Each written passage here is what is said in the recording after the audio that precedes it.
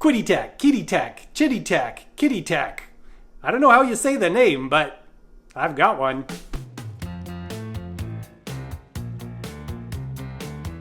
Hi, my name is Chris, and I just got sent a brand new 3D printer from Qidi Tech.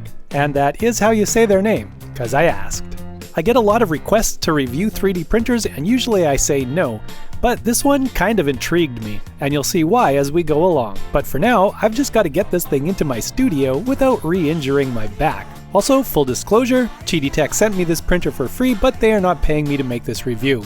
And the links in the description are affiliate links. Team lift. Or maybe not if you've got some inclined planes and pulleys. I find the best way to test out a new machine is to actually make like a real project with it. So I'm going to see if I can 3D print some really cool steampunk goggles. The nice thing about this printer is I don't have to assemble it. I did have to check on the bottom that it was set to the right voltage, and then follow the on-screen prompts to finish the unpackaging. It's all very straightforward unless you're not paying attention and miss one of the zip ties. In that case, it'll sound a little like this. So don't do that.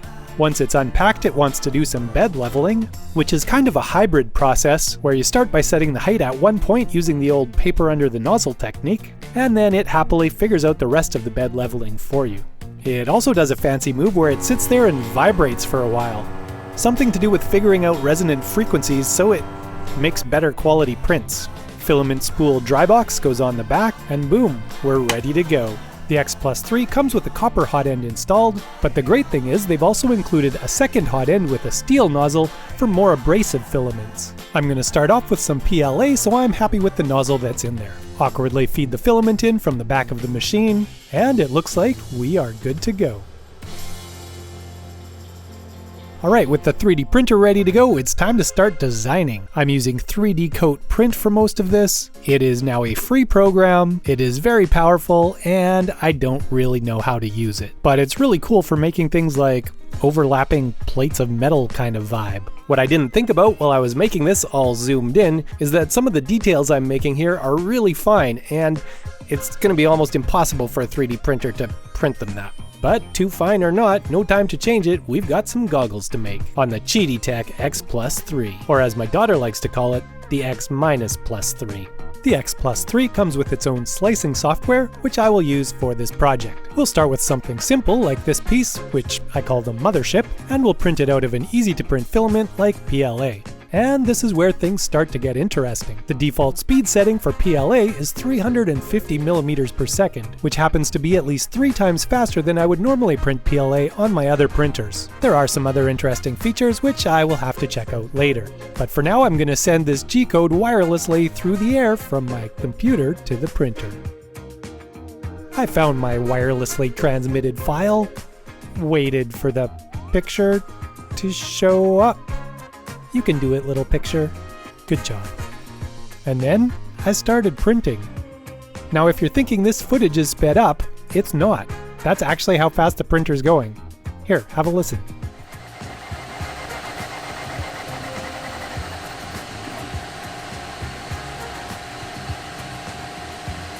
One thing I really like about this printer is that while it's printing, you can pretty much change any of the parameters. So you could change the offset, the bed temperature, the extrusion temperature, the fan speed, turn the light on or off. And there's our finished product popping right off the magnetic build plate. Wow, that is impressive. 17 minutes at the super fine setting versus on my other machine, half an hour on not fine. I'm liking that. Well, since things seem to be going so fast, I figured why not make one whole pair of goggles out of PLA and then make another pair of goggles out of some more interesting materials. Here's where I stumbled onto a little bit of an annoying feature of the firmware on this machine, and that is while you're waiting for that picture to load, none of the buttons do anything. So if you realize you're making the wrong model or just want to get printing quicker, you can't. You just have to wait. From there, things move a lot quicker, of course. First, the heat bed warms up to its operating temperature. Then the bed levels itself again if you have that option checked. And finally, the hot end heats up to printing temperature, really quickly. The surface on the magnetic build plate is fantastic. It releases the PLA as soon as you flex it. And there we go, one goggle eye cup that looks really quite good. It's not absolutely perfect, I can see a bit of ghosting, but it's pretty good considering the crazy speed the printer was going at. So I printed out the rest of the parts for the goggles and they came out great as well. You will probably want to turn on ironing for printing those front rings though. Of course, printing PLA isn't that hard. I could have done it with my old printer here in the bathroom. So now I'm going to try printing those same pieces out of ABS, which requires an enclosed heated printer, which is exactly what the X+3 is. I'll move it into the bathroom where the old printer was, so I can close the door and exhaust any nasty fumes. At this point, I was starting to fall in love with this printer. It felt like I was in paradise.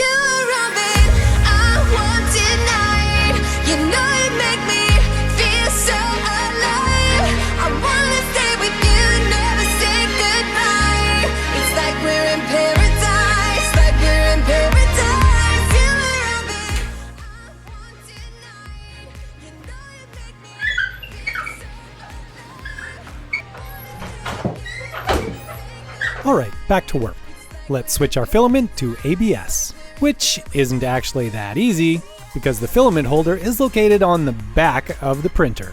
And I don't have very good access because someone put a shower in my 3D printing room. ABS has a tendency to warp if it's not kept in a heated chamber. The X+3 has a separate heating element which keeps the chamber at a cozy 55 degrees Celsius. I also should mention that I used the glue stick that comes along with the printer for build plate adhesion, which seems to have paid off because if there wasn't good adhesion, it would have been really easy for the printer to knock these little bits off as it was printing, especially since it's going so fast. Now, a super cool thing about ABS is you can vapor smooth it with acetone. I got a cheap polypropylene container, bent some wire to make a hook, stabbed the hook through the lid, put a little bit of acetone on a tissue, hold the tissue to the wall of the tub with a magnet on the inside and the outside, hang the part from the hook, and lightly set it on the container. We don't want it to seal because we don't want it to explode. After about an hour, I pulled it out and let it harden in the air. And this is how it ended up looking. Just remember, acetone is dangerous, it's flammable, explodable, you shouldn't breathe it, do it outside, wear respiratory protection. But man, how good does that look compared to the other one? That's crazy. Crazy shiny. Okay, with all the parts made, it's time to put these goggles together. I'll show you how they go together on the PLA ones because the colors are way easier to see on the video. First I cleaned out the holes for the nose loops and the band loops and glued them in place with super glue. The nose loops are the ones with the little half nut on them, and the band loops are the plain looking ones. I filed the protruding ends off the band loops so everything was nice and smooth. I glued the small spacecraft in its depression as well as the large dome nut beside it. Next comes a hose end, there and there. Then I heated up the swirly ring with my heat gun and curved it around a can of shaving cream. It is actually a slight oval, so the longer dimension is around the goggles instead of front and back. I finished it up by gluing the front ring on the front. Alright, that's one side done, now it's time to do the other side. The front ring's already on and we'll glue the condenser coil on the top. The pipe end goes beside it, and the two small hose ends in their depressions on the bottom. I glued the mothership top and bottom together, making sure the two half holes lined up with each other. And in the two small not half hole holes, I super glued two small dome nuts. The lightsaber handle piece gets glued into the hole that will be facing down once the mothership gets glued onto the side of the goggles, which is exactly what's happening right now. A pipe end gets glued into the remaining hole on the mothership, and that's got those goggles looking pretty goggly. As for painting, I painted them with some black acrylic paint, and then used DecoArt Metallics Vintage Brass to rub on a nice antique-y looking brass look with my finger. I use this technique in almost all my other costume videos, so I'm not going to really go over it here. I did things a tiny bit differently for the goggles I printed out of ABS because I wanted to have contrasting colors. So I painted them up separately before gluing all the parts together. And of course I didn't need to do a black base coat because they were already black. Once painted, I glued them together just like I had glued the other set, with super glue. Of course, it's pretty obvious these goggles aren't going to work yet, because they're not wired up. So I rummaged around until I found some red wire, which wasn't the color I wanted. However, a little bit of black paint changed that pretty quick. The wire was also a little too thick for the holes I had designed in a bunch of the parts, so I drilled those out. Now it's just a matter of cutting wires and bending them so they look cool, adding some glue, and sticking them in some holes. A little paint so they look beautiful, Now I just need a way to attach the goggles across the nose and to attach the straps. So I got out my computer and computered up some parts. It would be great if these parts were flexible, so I'm going to take the opportunity to print them out of TPU on the X Plus 3. I just used the slicer's default TPU settings, except I also enabled ironing. As I was squished behind the printer trying to unload the ABS filament, I thought to myself, this is really annoying. It would be much nicer if the filament spool was on the side. Well, it turns out you can print one of these things and use it to switch the filament spool location from the back to the handhold in the side. It felt a little loose to me, so I just stuck a random cloth in there to help tighten it up. The only problem is the piece of tubing that comes with the printer isn't long enough to reach the filament spool on the side. Handily, I had some extra from fixing up a different 3D printer, and that was long enough to make it. Alright, now let's print some TPU. TPU is a flexible filament, and it can be tricky to print. The default print settings I'm using are way faster than any I've ever used before to print TPU, and I'm a little worried the TPU won't like it, because it's not really known for being able to print quickly. Anyways, I gave it a try, because you never know if you don't try, and the results were not too bad. There were a couple strands on the sides that hadn't adhered properly, probably because of the high speed, but other than that, not bad. There was also some stringing, which is totally expected with this filament and can be cleaned up with a heat gun. I then folded the two side bands in half and used the heat gun to heat the fold so it would stay like that permanently. I did the same thing with the noseband, folding the two edges in towards the center. I did use a skewer to make sure the fold wasn't too sharp, otherwise it won't fit properly around the nose pieces on the goggles. Okay, let's do some painting. Start by painting everything black and letting it dry. Then grab a small brush and paint some antique brass in behind that filigree work. A bit of antique brass on a gloved finger works well for the band section. I then gave just the top of the filigree work another coat of black so that I could now paint it silver. I'm using a dry brush here with almost no paint on it, just to make sure I don't end up painting the background, which is bronze, silver. Once that paint was dry, I could glue the noseband around the nose wires of the goggles to hold them together in the center. After that, I took a trip to the thrift store, bought some super cool sunglasses, and an equally cool and rebellious looking belt that I'm wearing on my head.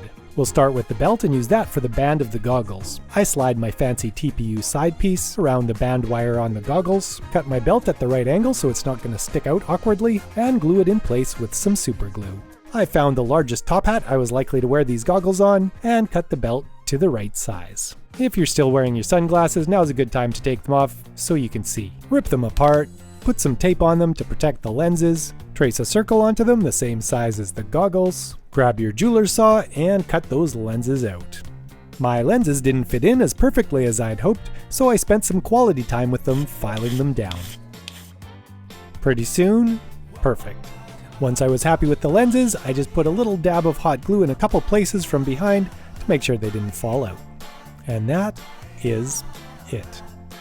There's some 3D printed steampunk goggles brought to you by the Qidi X Plus 3. Alright, since this is kind of a review video, let's chat about the Qidi X Plus 3. Of course, as I mentioned before, they sent me the printer for free, and the link in the description is an affiliate link. However, they are not paying me to make this video. So there may be some bias in my brain somewhere. I'll try to be as honest and unbiased as possible, but I just think when you watch a review video, it's super important to realize A, if the person's got something for free, and B, if there's any way they're making money off of it, because that does change how you look at something. So you've been warned.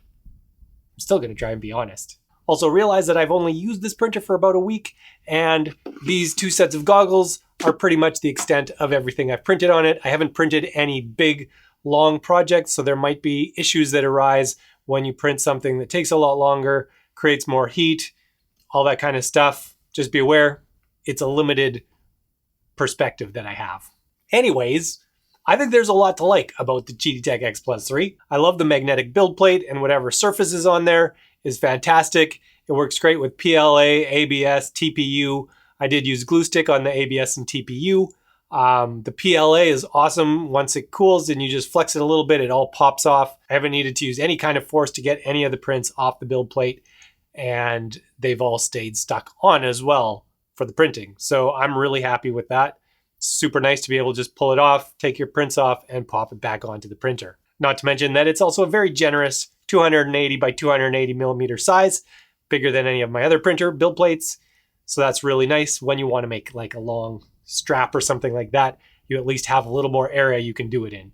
I love that this is an enclosed printer with a direct drive extruder, which means basically you can print almost any filament there is. The printer comes with 2 complete hot ends, which is fantastic. Not just an extra nozzle, but a whole complete hot end. So if your hot end dies, there's another one you can replace it with and keep printing.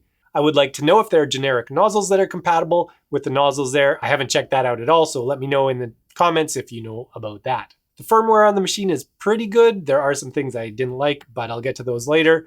What I do like is the fact that during a print, you have access to a lot of the settings and you can change them while it's printing. So if you need to change something, you can do it on the fly and you might be able to save a print that otherwise you would have had to restart.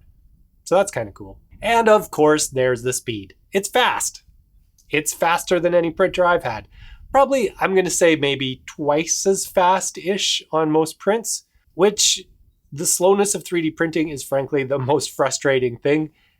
Like, I don't want to wait 6 hours for something to print.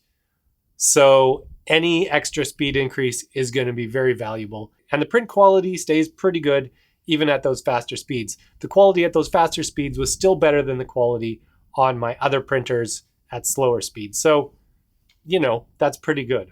Personally, for me, I don't think I'll typically run it at its fastest speed just because I know that machines, if you push them to their highest potential, it's going to be more stress on the machine and it's going to break sooner. So I'm going to dial it back a little bit from my normal printing, still faster than my other printers. But that way I induce less stress into the machine and hopefully it serves me for way longer. That's just me though. I'm kind of careful. You might be one of those crazy print as fast as you can people. Crazy. Okay, so now the things I didn't like so much. The spool on the back. That's super annoying because anytime you load or unload the filament, you need to be at the back and the front at the same time. And frankly, that's awkward. The workaround of printing that other piece and putting it in the handle, that works.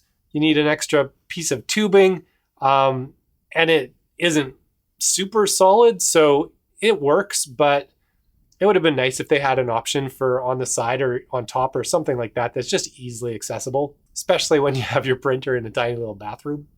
The other thing is the firmware on the printer. The one thing that I've noticed is that it seems that it needs to run its tasks sequentially. So if you put an input in whilst it's thinking about something else, it has to finish thinking about that until it thinks about what you just wanted it to think about. So for example, when the build plate is heating up, and then if you realize that you didn't actually want to print that thing and you want to cancel it, you hit stop, and then it says canceling, please wait. And then you have to still wait while the build plate heats up to its temperature. And then once it's up to temperature, it looks at your command and decides to cancel the print. So you could be standing there for 5 minutes waiting for your print to cancel. And I found that quite annoying. I guess you could also just turn the machine off and on again. Never thought of that. I wonder if that's going to be bad or good. The only other thing I noticed as far as print quality is there seems to be some ghosting on some of the details on the eye cups that I did. Even when I slowed it down to, I think, 50 millimeters a second, I was still getting those ghostings on the side. I don't know that much about 3D printing, so I don't know what the solution to that is. If there's some settings I can change that'll make that not happen as much, but that was my experience, and I didn't take the time to try and figure it out to see if there was a fix. Everything else, the settings were pretty much just off the shelf, and they all seemed to work quite well. I didn't have any failed prints that were due to the printer. I did have a couple. One was because my filament was tangled, and one was because I had the wrong settings for the type of filament I was using. The settings were PLA, and I was using ABS, so yeah, not going to work that great. So overall verdict, I really like this printer. It is definitely a few orders of magnitude better than any of the printers I have right now. So yeah, I'm probably going to just keep this printer, get rid of my other printers to free up some space in my house, and that'll be fantastic. As for whether it's worth the price, I think it's a reasonable price for what it is, but only you can decide whether you have enough money to buy it. Okay, I guess that's it. I'll put an affiliate link in the description. I'll also have a link in there where you can get the STL files to make your own fantastical steampunk goggles. And thanks for watching. See ya.